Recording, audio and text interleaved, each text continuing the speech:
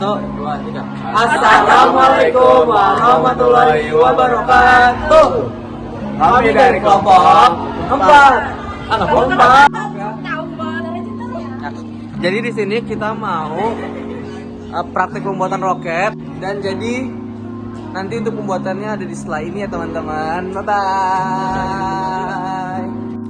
Tujuan dari praktikum kali ini yaitu yang pertama untuk mengetahui cara pembuatan roket sederhana, yang kedua untuk mengetahui hukum kekekalan momentum, yang ketiga untuk mengetahui hubungan roket air dengan hukum kekekalan momentum, yang keempat untuk membuktikan bahwa prinsip kerja roket menggunakan hukum kekekalan momentum dengan alat sederhana yaitu roket air. Alat-alatnya itu ada gunting dan cutter, kemudian bahan-bahannya ada 2 botol bekas, pentil bekas, dan karton, dan ada kardus, dan ada selotip, dan ada lakban.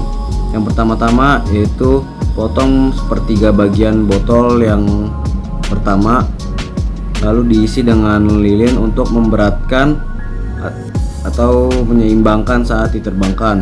Kemudian direkatkan dengan botol yang satunya lalu dilakban. Lalu botolnya dihias dengan karton dan kardus.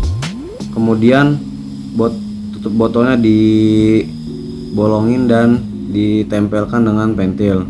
Pada tahap akhir yaitu diterbangkan menggunakan pompa dan diisi air.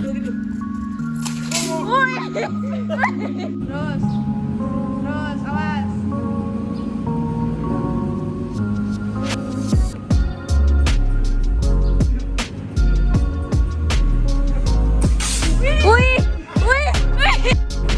Dalam prinsip peluncuran roket tersebut digunakan teori hukum kekekalan momentum, di mana besar momentum yang dihasilkan gaya dorong oleh bahan bakar sama dengan momentum meluncurnya roket. Hukum kekekalan momentum menjelaskan bahwa jika dua buah benda bertumbukan, maka besar penurunan momentum pada salah satu benda akan bernilai sama dengan besar peningkatan momentum pada benda lainnya. Ini berarti total momentum sistem benda sebelum tumbukan selalu sama dengan total momentum sistem benda setelah tumbukan. Prinsip roket seperti ini yang dicontohkan di atas, prinsip terdorongnya roket memenuhi hukum kekekalan momentum. Pada keadaan mula-mula, sistem dalam hal ini roket dan bahan bakar diam, sehingga momentumnya sama dengan 0. Sesudah gas menyembur keluar dari roket, momentum sistem tetap, sehingga momentum sistem sebelum dan sesudah gas keluar adalah sama. Berdasarkan hukum ini, kecepatan akhir yang dapat dicapai sebuah roket bergantung pada banyaknya bahan bakar yang dapat dibawa oleh roket dan kelajuan pancaran gas. Pada dasarnya, kedua besaran ini terbatas, sehingga digunakanlah roket-roket bertahap atau multi-stage roket, yaitu beberapa roket yang digabung bersama. Begitu bahan bakar tahap pertama telah dibakar habis, maka roket ini dilepaskan. Nah, jadi itu dia sedikit pemaparan dari kami terkait dengan materi ataupun terkait dengan praktikum pembuatan roket air di pelajaran fisika ini. Tadi di awal kita udah sedikit membahas tentang tata cara pembuatan, kemudian ada alat dan bahan yang kita gunakan, dan juga ada sedikit tujuan dari praktikum kita buat kali ini.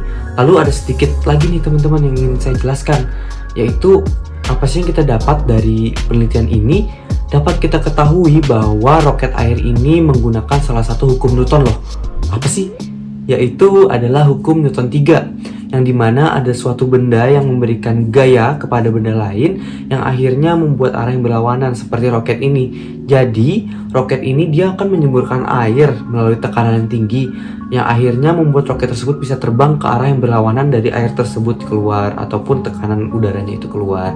Nah, jadi itu dia sedikit informasi ataupun sedikit pemahaman kami terkait dengan praktikum pada kali ini. Bila ada salah kata mohon dimaafkan. Wabillahi taufiq wal hidayah. Wassalamualaikum warahmatullahi wabarakatuh.